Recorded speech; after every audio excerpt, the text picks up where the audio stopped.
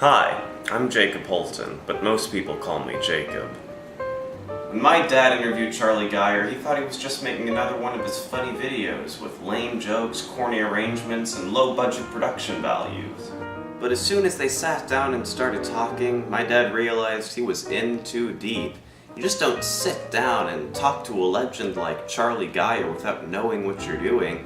It'd be like me going up to the Pope and going, "Hey, I hear you're into Jesus." While Dad was sitting there with his mouth open, jaw to the floor, Charlie told him the incredible story of his life. How he, being the son of a circus artist, started playing the cornet, got a job with the Chicago Lyric Opera at 19, playing with the Chicago Symphony, and all the rest. Occasionally you'll hear Thomas try to make a joke. Mwah mwah. Anyway, despite my dad, Charlie didn't give up, so you'll hear him talking about his teaching, how to play in tune on the trumpet, how he played Mahler 5 before Herseth did, and lots more. My dad ended up with about a 2-hour interview, and those files are too big for his old computer, so there are several episodes on the way. Hope you enjoy watching this, and remember, I'll try to give my old man a break once in a while, so please do the same for him.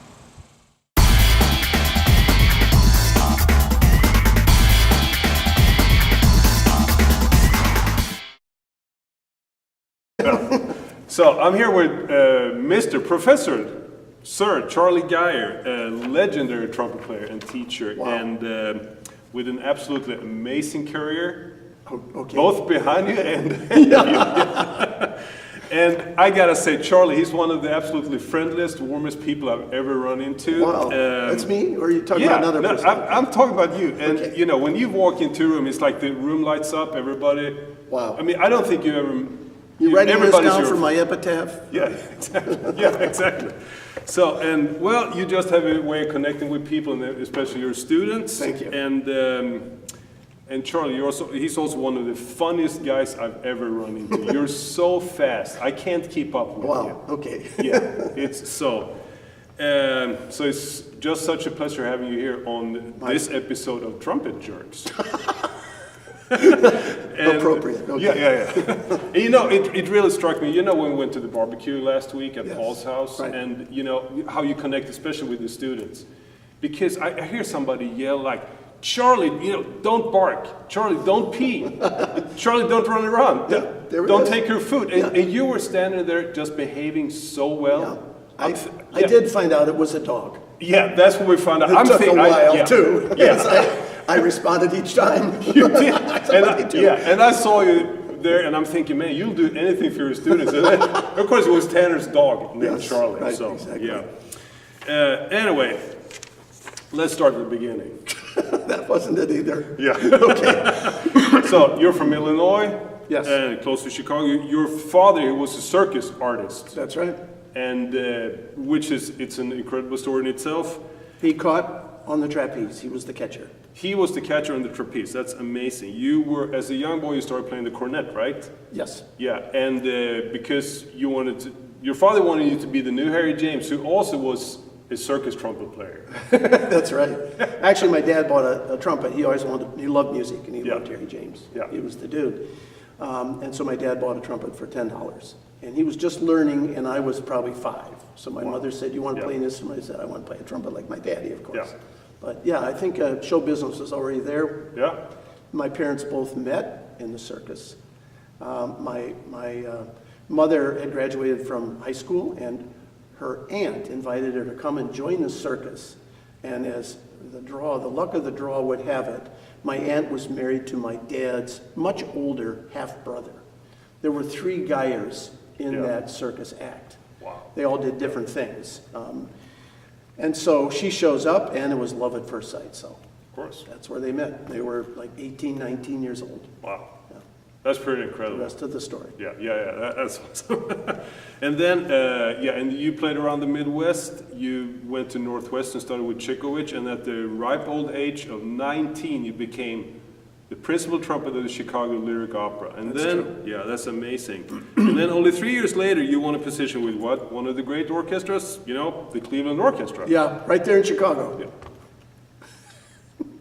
Oh, man. Oh, so there's an orchestra? Okay, Yeah, because, you know, there's one in Chicago, yeah. I think they still call it Cleveland Toe. okay, because, you know, I binged you.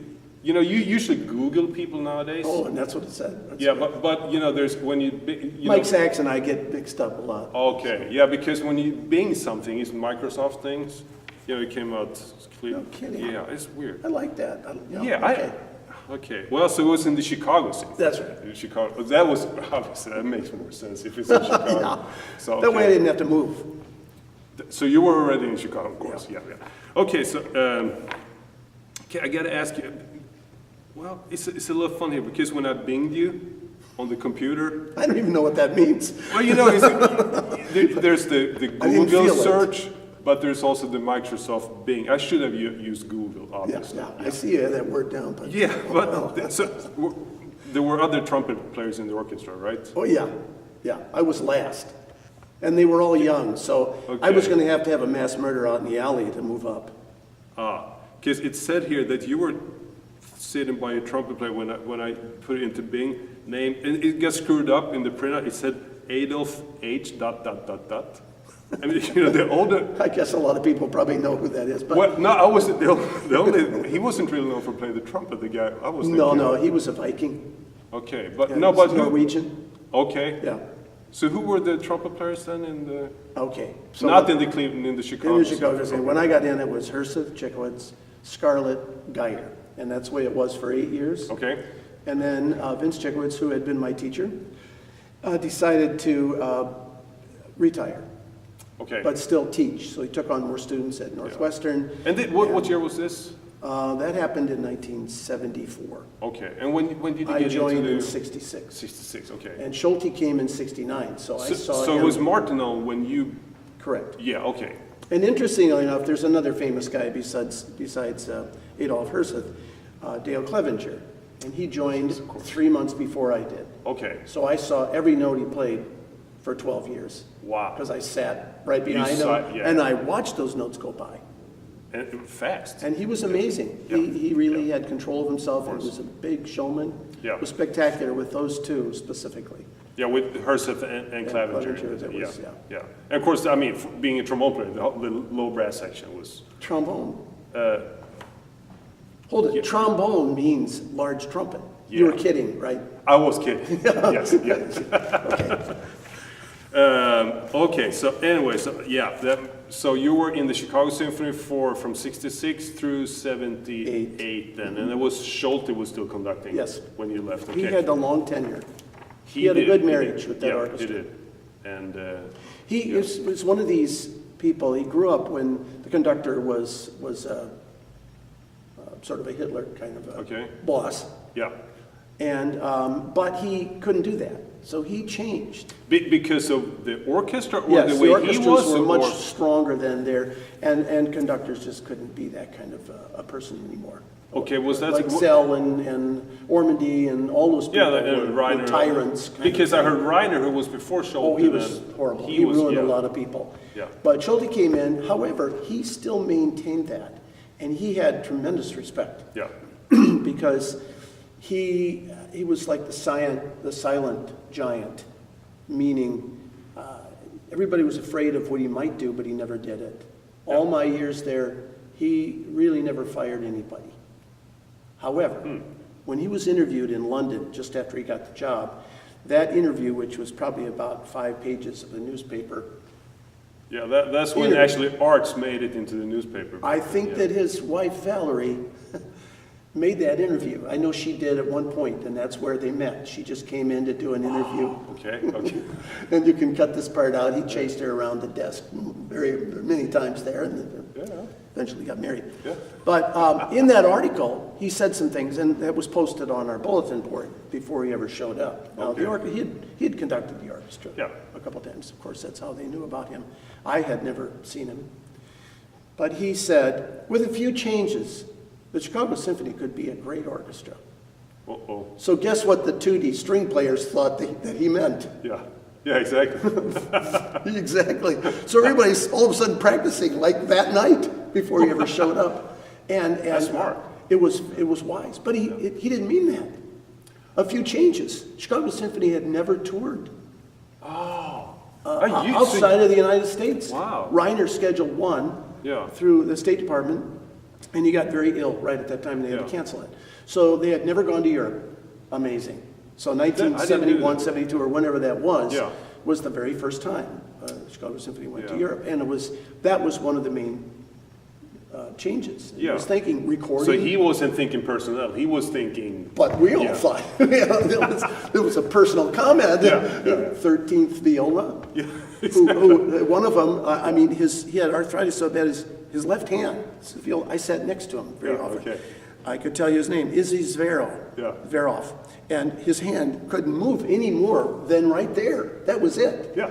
There was a violinist in the second violinist that was legally deaf. Okay. By legal standards, So he did everything visually. Yeah. That was Chicago Symphony, so you could imagine some of those people were fearful for their jobs. But at any rate, that was the way Solti acted. Yeah, He had this thing that people would easily misunderstand, and he got his results.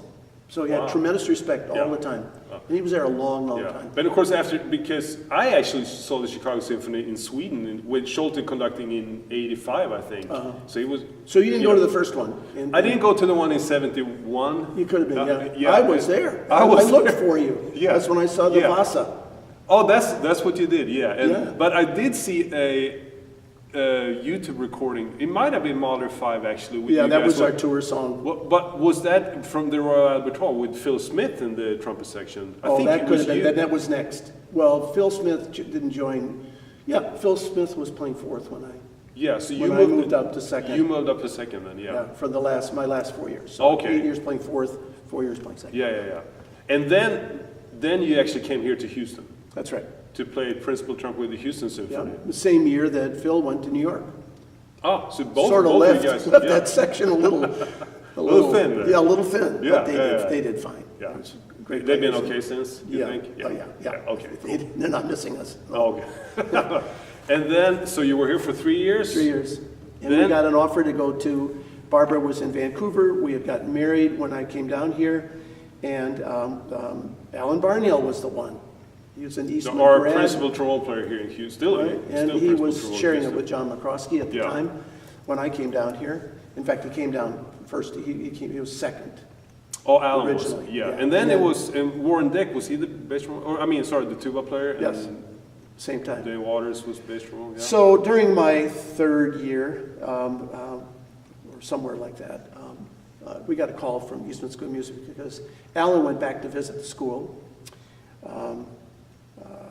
Mark Lusk was a student of his who teaches at Penn State. Yeah. now. But he wasn't a student of Alan's, I'm sorry. He was a freshman when Alan was a senior. Okay, And Alan was like a big brother yeah. to Mark.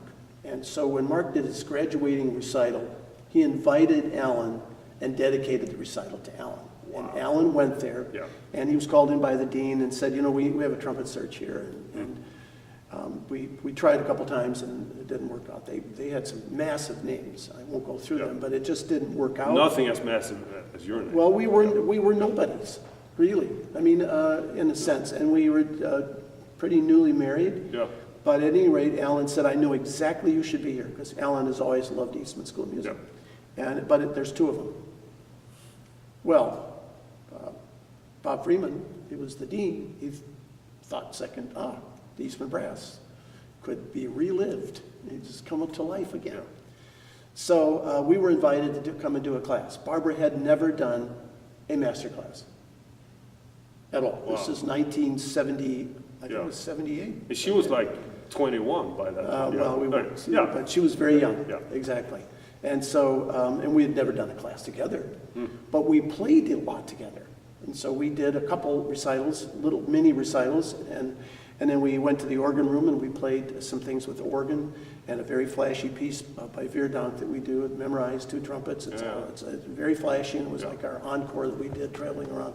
And we did a bunch of excerpts, and they just fell in love with us. They offered us a job practically that night. There was a party. Fantastic, yeah. And so then we... And she had been in Vancouver or She Montreal? was co-principal in Vancouver. In Vancouver, yeah. Right. So you were living completely opposite ends of Right. yeah. And even for the next year, It was after the date. By the time they offered us the job, it was too late for Houston. And so they told me I had to come back the next year, which is all right, because they were actually trying to work it out so Barbara and I could be co-principals here in the Houston Symphony. Wow, okay. Commissiona was the music director, and he really liked me. He knew Barbara from Vancouver. So that was a big deal, and all during that year he was making a few things through management to try to see if it was possible. And I warned everybody in my section, because I loved them, I cared about them. And there was one guy that should have been fired, and they had opportunities, but they didn't do it. And I said, if you do it now, I'll quit. You don't fire him to try to make room for Barbara. Yes. Yeah. And one guy they were grooming, Dick Schaefer, it was called the Bear.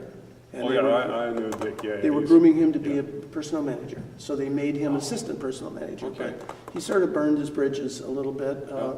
He demanded solo pay for the 3 trumpets when I was gone to play Bugler's Holiday on a kiddie concert. Oh, okay.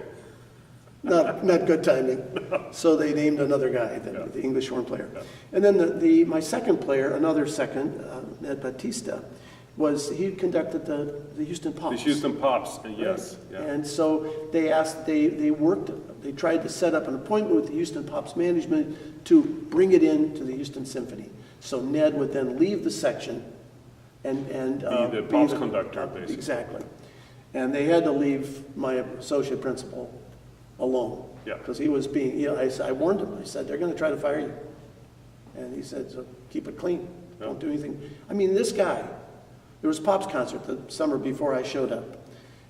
Matt Godarian, and he was associate principal. Yeah. And he was acting principal that summer. They didn't have anybody. So there was a Pops concert out in the parks, and he played the first half, and he went out and sat down with his family on the blankets, Then he got up at the end of intermission and went home. Forgot that he had to play the second half. So he did that kind of stuff all the time. He was a good player. Yeah. He was fine. It's just a little... I said, be careful. Yeah. Be careful. Yeah. Well, none of those things panned out. Yeah. So the night before I was to have the resignation date, I was asked by Commissiona to meet him in his penthouse suite, hotel, wherever. And the manager was there and Commissiona. And he said, well, I got an okay to add an extra violinist for the orchestra. But I'm going to defer that for a while. And we're going to bring in an extra trumpet. And so we'll invite Barbara to come down here and be your co-principal. Yeah. I know that's what you wanted. Yeah. All this year, I'd been teaching at Eastman, playing with the Eastman Brass, played at Alice Tully Hall in New York, and played first trumpet in the Houston Symphony. Wow. So I was traveling. Yes. Every Sunday night concert, I was gone for 2 days, taught, flew back down. Wow. Played again, and I would get an opera off here and there. And so that was my 3rd year, and it was already in the office. And Barbara, we had already moved. We had a house, everything. But he was trying everything he could do, and I said, well, that sounds great.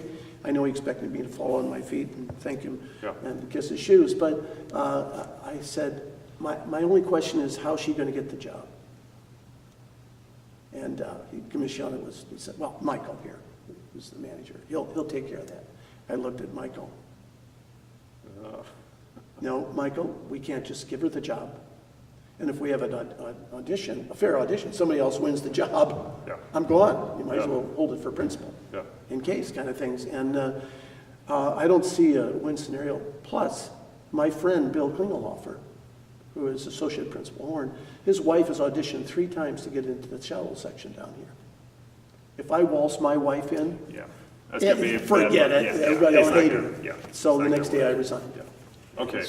So that was the first year, and we stayed at Eastman for 18 years. Wow. And we had a number of incredible students that, fortunately, we really didn't have to recruit. That school had people like George Vosberg right before us, Al Vizzuti. Of course, I'm trying to think of the other fellow's name, but a number of really fine players. It was already a famous school because of the wind ensemble and everything else. So we waltzed in there pretty young. We started teaching there in 78. No, I'm sorry. That's the year we got married, in 1980. Yeah. So I was 35. Wow. And Barbara was younger. She was younger, yeah. When I came in as a freshman, Charlie went to show me the freshman practice room. So he led me out of his office, down the hall, out of his studio, down the hall, opened a door in the hallway. And there was this janitor's closet, had brooms and mops and everything in it. It's like, there's the freshman practice room. Let's wait for a reaction. I thought he was serious at first, but no. That's his sense of humor. Well, I had I think it was the 8:30 lesson, or 8 o'clock in the mornings, the first one. So he walked in, I walked in, picked up his piccolo trumpet, and played that third movement of Brandenburg just perfectly. Blew my mind. Yeah, I heard years later that he would just do that for the freshmen, just to blow their mind. Yeah. So then, so you finished up, or you eventually got an offer from Northwestern University. Our alma mater, both of us went to school there. Yes, and you have been at Eastman for 18 years, you said. We were very happy there. Yeah. We pictured retiring and getting our a portrait, and that usually is on display on the second floor at Eastman. Yeah. You know, when you leave and go to a competitive school, no, they're not going to give you one of those portraits. So there's going to be no there's statues. Not even a little snapshot. There's no statues of Charlie Geyer on the campus of Eastman. No. Well, Barbara, there is one, Barbara, but they throw apples at it. Okay. So. In fact, we had no idea, no desire to go to Northwestern. They really spent a lot of time trying to get us to apply for it. And on the last day of application, I'd already thrown it away. Yeah, but and of course, I mean, it's a famous school. I mean, both these schools are. And it was our teacher that was resigning. Chikowicz. Yeah. Okay. So to follow in his footsteps, and we were going to Chicago and playing all the time with Music of the Baroque, and a new group we just did join 5 years earlier, Chicago Chamber Musicians, that it made all the sense in the world. But we had a farm. We raised Arabian horses. Wow. We bred them. Yes. We had an in-ground swimming pool. We had 14 acres out in farmland. Wow. We only had one neighbor. Yeah. It was up the hill because there was a farmer down there. They had 250 acres of farmland, an apple orchard behind us, which was way far away, the buildings. So you could play trumpet anytime. Anytime. And so we bred Arabian horses. We had a horse arena with these kind of lights. Wow. And so we could ride through the winter anytime we wanted. The ground wasn't frozen. And we rode a lot. We fox hunted. Yeah. So we had at the most, we had, I think, 7 horses in our barn. It wasn't a huge place. Wow. But we were very serious about doing it. Barbara went to summer various shows, and she would ride equestrian. I never knew that, so that's really cool. Yeah. So it was hard to put that back. That's to move to a big city like Chicago. I mean, even though you're from Chicago, When we did move, we found a place for 4 acres. Yeah. It had a barn, 4-car garage, and it butted up right against a forest preserve, so it was almost the same thing. We brought 3 horses. Yeah, okay. Our horse trailer and a lot of hay. And Northwestern paid for all that. So dean actually knew he was going to get fired a year later. He quit because he agreed. He agreed that our move could go up to $20,000, and it was $19,000, and he paid for all that to get us to do it. Yeah. And of course, we moved not with a big raise in salary, but with everything else we had.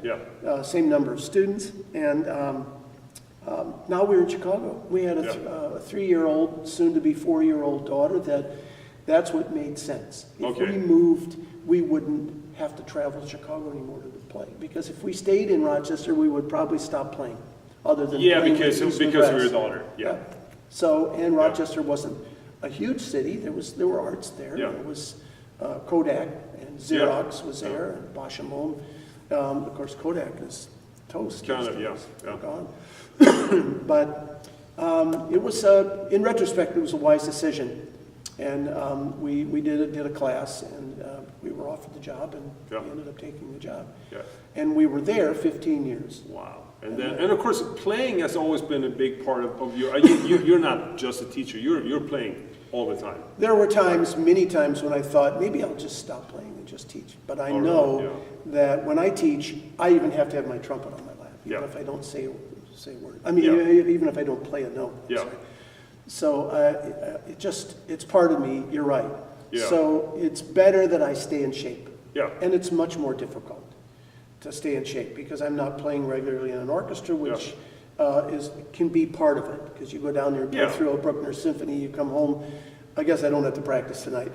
Exactly, yeah. But Barbara is very dedicated to playing, much more so than I am. Oh, really? She practices probably 3 to 4 times up more than I do every day. Wow.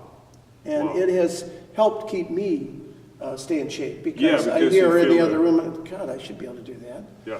You know, stuff like that. And so, but I still play and I like to play. And yeah, you're right. I've sort of been called to be the unofficial third trumpet with the opera, which I love. And that could end any day. Yeah. Especially if I use vibrato tonight. Oh,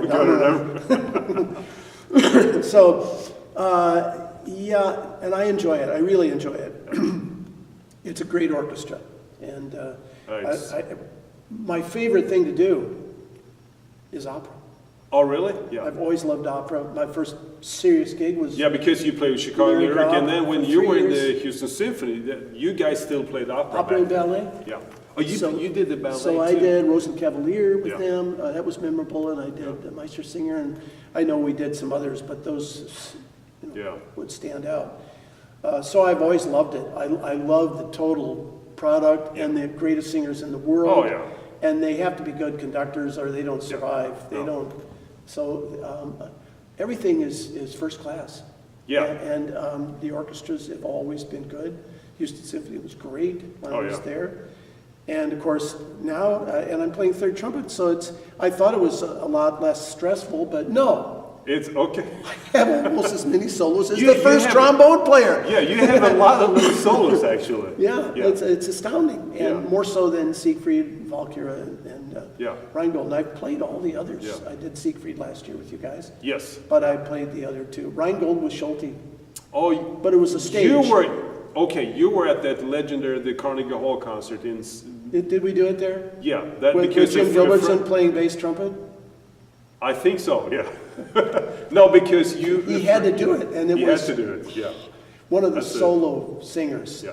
Came backstage when we were on the first break, and he walked up to me Yeah. because I had blonde hair like Jim Gilbertson. Yeah. You know, and he said, "Coraggio, coraggio." Yeah. And it dawned on me when I turned around and walked away. He thought I was the bass trumpet player. That's a tough bass trumpet part, especially Rheingold. That's tough. Yeah. I'm So, glad I don't have to do it. So. I'm surprised. I don't know what we did. Maybe Jay Friedman ended up playing it Oh, really? because he was a valve guy in Yeah. fingers, you know. Yeah. So anyway, Anyway, so I'm enjoying playing. Oh, cool. No, it's so fun having you in this section. It was great. Absolutely great. You're lucky I'm not sitting next to you. 'Cause Yeah. You'd be breaking up too much. I think probably the best Charlie Geyer story I have is the first time I met Charlie was for my Northwestern audition at 17 years old. And so I went up to Chicago, and him and Barbara they were playing a concert up there, and they told me that I could audition for them at intermission of the concert at Regenstein at Northwestern. So I went to the concert, and they played this quintet stuff that was pretty great. Met them backstage, and we went over. It was freezing cold, by the way. And so I'm playing through, all my stuff for them, excerpts and solos and stuff like that. And after each thing, Barbara typically is just like, "Oh, that's very good. Thank you very much. That's wonderful. Please proceed." And Charlie just didn't say anything. Okay, he just like wrote something down, just like nodded, something like that. And so I'm playing through all this stuff and a couple solos, and I get to the last thing. It's the Intimate Sonata, and for a high school player, it's kind of a tough piece because in the first movement, among other things, it's like this really loud, like kind of high thing. That's hard for high school players, and so I was told to like demonstrate my strength with this. So I like gave it everything I got. It's the last thing I'm playing, and I get to the end, and I'm just wiped out. And Barbara's like, "Oh, thank you. That was very good." And I'm expecting Charlie like not to say anything, and he says, "Oh, hang on. Could you, that part at E or whatever it was, could you give me a little more? Just a little bit more. Why don't you just play that page again? Just give me a little more when you get to E." So I'm like, I don't know how I'm going to do this. So I go back and I play this whole section again, and I'm just like dying, just totally dying. And it's obvious too. Like it's very obvious, and I'm like sweating, and the room's getting really small. And so I get to the end, and I'm like panting. The barber's like, "Hey, that's much improved. Thank you very much." Charlie's like, "Could you give me a little more? Just a little bit more? Why don't you just do that section again?" And so we went through this thing. I must have played it like 3 or 4 times, and each time got successively worse and worse. And like by the end of this thing, I couldn't even make a note anymore. I don't know why he kept requesting that I go back and play it, but it was like traumatic, So I get out of there and like I couldn't play another note if you asked me to. But that was my first experience with Charlie Geyer, and that's why I was like scared of him for like 2 years because of that. But yeah, that's probably my best Charlie Geyer story. This is taking way. You have so many stories. This is taking way longer than I thought.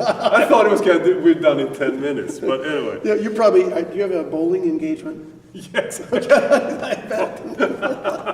That's it. And then, and now, so you're teaching at Northwestern. You have all these amazing students back in Northwestern. Because already the school, the proximity of the Chicago Symphony, the reputation that the Chickwoods had over all those years, and then what we brought there with our successes. Even at that point, we had 3 of our former students in the Chicago Symphony: Chris Martin, Taga Larson, and John Hagstrom. Even they were all from those Eastman. 3 guys. All from Eastman. Yeah. And then since then, we have some people from Northwestern who went to like Ethan Bensdorf and Matt Muckey and New York Phil, and now Chris Martin. We over time we don't advertise it on our door like Bill Vermeulen does, but and I don't blame him because he's got an amazing incredible studio. His entire graduating class got jobs before graduation. That's 4 of them unbelievable this year. Unbelievable. So we are having trouble keeping up with him. Oh yeah, that guy. I don't know what his secret But we is. have we do have a amazing. list. We have a list like he has of unbelievable. They're all over the world. Yeah, and so that's incredible. They're our children. And we stay in touch with them. And one fellow was just here, getting ready to audition for principal in Chicago. So we had dinner with him last night. That's great. That's fantastic. So, and he's in a very, very big position, and I'm not supposed to. No. Nobody's supposed to even know he's in town. Okay. Playing that audition. Okay. Very cool. So we stay in touch a lot, and we're still active. We still play in Grand Tetons during the summer. Yeah. So Great. doing an course, organ 2 trumpet recital in Michigan. It's great. So of course, one thing that completely impresses me is that this is way before even Eastman. You're actually Jerry Hayes' teacher, like the guy who wrote all the horn charts for Michael Jackson, Al Jarreau. He's playing all those Earth, Wind and Fire. Yeah. You're his teacher. I was well his last year and a half in high school, and then we stayed in touch when he went to Indiana. Yeah, he went to Indiana and with Bill Adam, right? And his older brother was what was his name? Dean.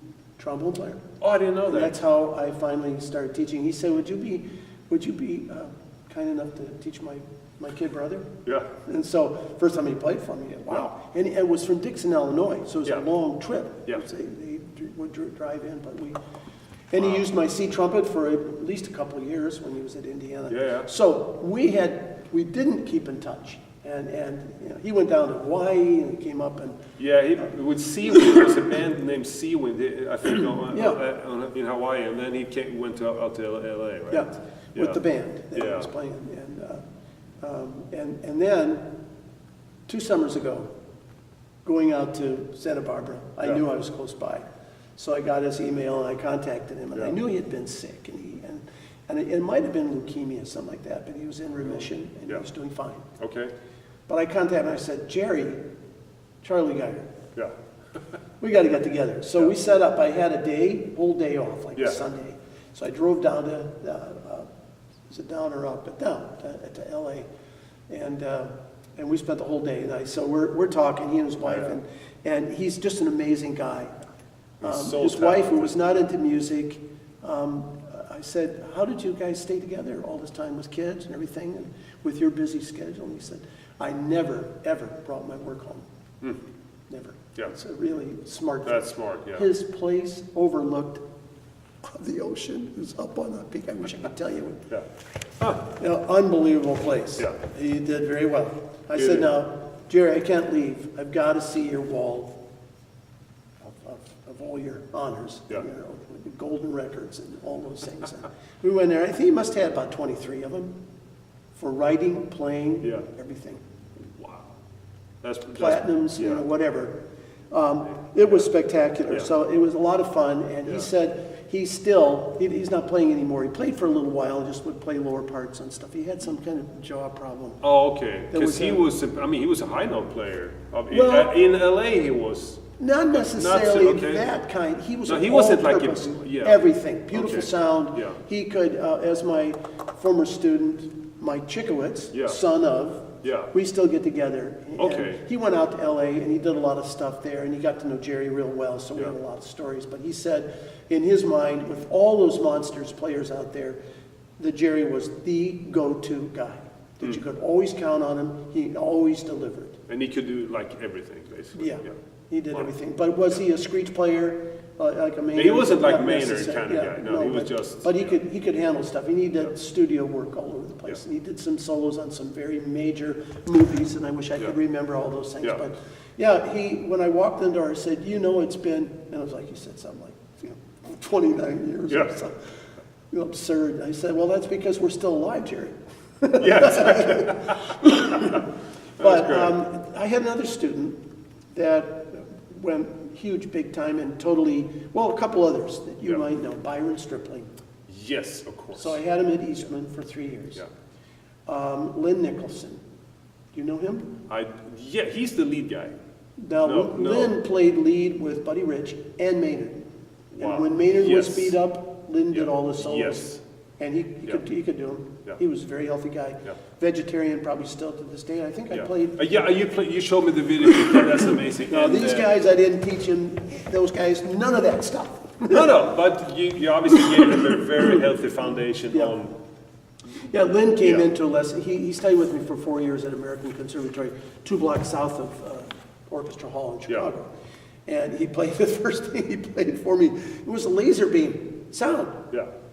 And I just dropped my jaw, I never heard anybody, he'd already signed up for lessons, there were no auditions, so this was Yeah, the yeah. beginning of the year, my new freshman, Yeah. Lynn Nicholson. Yeah. 2 N's in the Lynn. Yeah. And I said, okay, well, listen, let's not talk about the sound yet. And he still tells that story. He still talks about how his first lesson was, let's leave that just for a let's leave second. the sound. But he wrote, the Romeo and Juliet famous movie and the theme song. I can't remember it. He wrote that for his sister getting married. Okay. And it was a trumpet duet. I was playing concert C's and D's. Yeah. He's above me playing obligatos. Yeah. Scooby-Doo. So we had one rehearsal and then we went off and did these. He asked me, would you be willing to play this? And I was in the stratosphere. Yeah. He used to always tell me, if you just changed the equipment, Yeah. you could do all this too. I said, you are out of your mind. That's too funny. And he was amazing. He still can play, but he Yeah. stopped doing it. I heard him play at the Tropicana and Okay. stayed at his place actually for a couple days. And when I was in Vegas, actually meeting Barbara on vacation. Yeah. She was in Vancouver and I was Yeah. in Chicago. We met Yeah. halfway. That wasn't halfway, but it was Vegas. Yeah, it was very, yeah. And I got there about 4 days early, and I hung out with Linda Nicholson. So, it's fun to have some people like that. Yeah. There's some other people, too, that are doing totally different things. John Thiessen is in New York, and he is first call on the Baroque trumpet, the natural trumpet. Yeah, yeah. He's serious, Yeah. big call, travels all over the world, and he's really talented. And he was in the same class with John Ekstrom and Bill Williams, Yeah. Steve Hafner, and a few people like Wow. that. All famous trumpet players. Yeah. Sean Edmonds, who's his dream was to play with Count Basie's band. That's what he's doing. That's Wow. what he does. Very cool. So, yeah. So, you're They were good. all in the same place. I had Yeah. these 5 guys in Yeah. one year. What a class. That's pretty amazing. I don't know if you know Bill Williams, but he was probably the most gifted, and still to Yeah. this day. He played for the principal in Bern, Switzerland, and Yeah. he sat in San Francisco for about 4 years before, and then finally MTT said, no, you're not my guy. And, Yeah. But he did a lot of recordings. And great player. Yeah. He's also out of the Music Academy of the West. Yeah. So, anyway, it was Wow. an amazing studio. Yeah. And we were drawing a lot of people, and Yeah. I would pray every day going off to teach, and I still do. I don't. Yeah, I mess mean, these- that's, I mean, I don't mess these kids up. Yeah, That's my prayer. And exactly, yeah. God make me a good teacher.